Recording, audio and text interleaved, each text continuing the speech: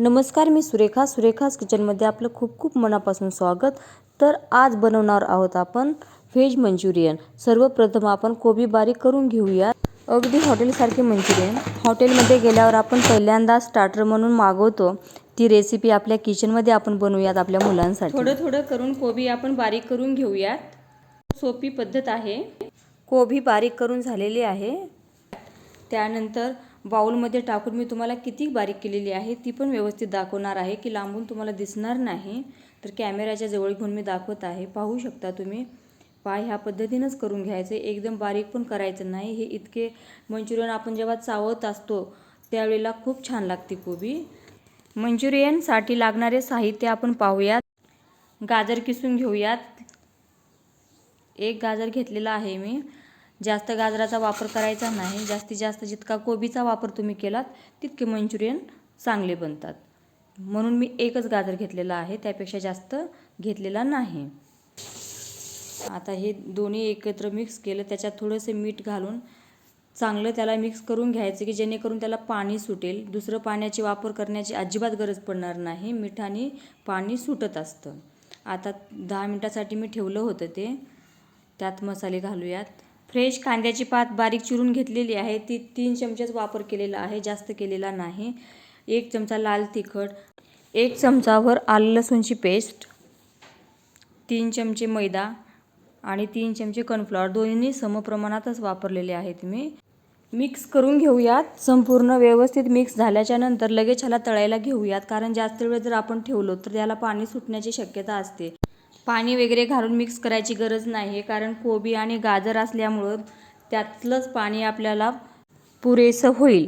जर तुम्हाला जास्त पाणी वाटत असेल तर त्यामध्ये थोडंसं तुम्ही कॉर्नफ्लॉवर मिक्स करू शकता.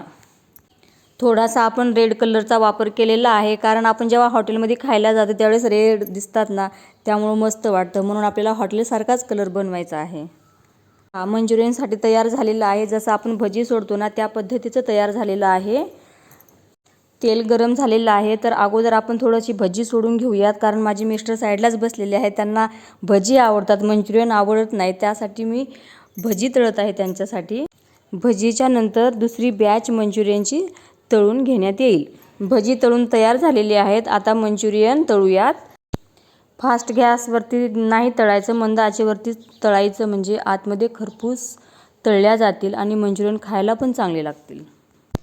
मंचुरियन रेसिपी तुम्हाला कशी वाटली ती कमेंटमध्ये नक्की सांगा, आणि तुम्ही कुठून बघताय तेही मला सांगा.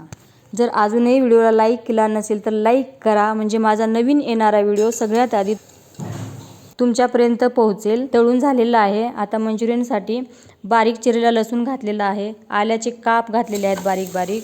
त्यानंतर 1 कांदा टाकलेला आहे.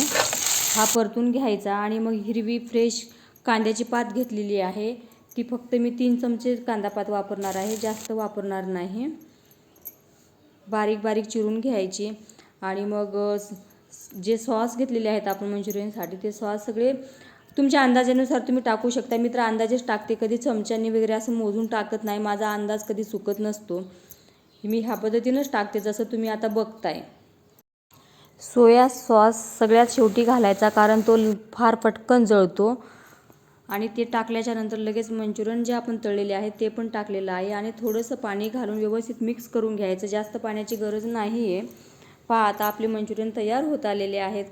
कसे वाटत आहेत? कलर पण खूप सुरेख आलेला आहे त्याला, खूप दिसायला सुंदर दिसतात. आणि आता माझी मुलं आल्यावर मला म्हणतील की मम्मीनी खूप कमी बनवलेत, पण त्यातली काही भजी मी त्याच्या पप्पांसाठी बनवली आहेत, म्हणून मंचुरियन आपल्याला कमी दिसत आहेत इथे. चला, मंचुरियन रेसिपी जवळजवळ आपली संपत आलेली आहे. आता एका डिशमध्ये आपण काढून घेऊयात आणि मस्तपैकी त्याचा स्वाद घेऊया. तुम्ही पण या. कसे वाटले मंचुरियन ते पण सांगायला विसरू नका. जर व्हिडिओ आवडला असेल तर लाईक अँड शेअर, सबस्क्राईब करा.